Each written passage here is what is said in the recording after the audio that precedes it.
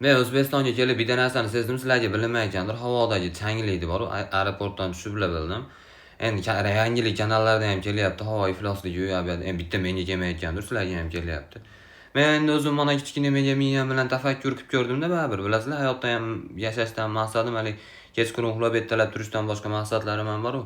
Ana shuning uchun shunday tafakkur qilib ko'rsam, mana to'kilayotgan baklar bor-ku, aslar mana daraxtni barglari.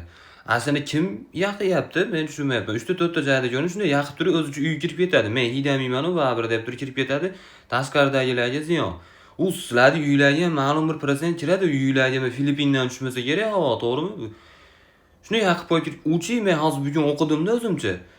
U qolib ketgani nabrot o'g'it bo'lar ekanda, foydaliroq bo'lar ekan. Tim bo'lib, shaharda ichida rosa romantichniy bo'lib qoladi, bilasizlarmi haligi?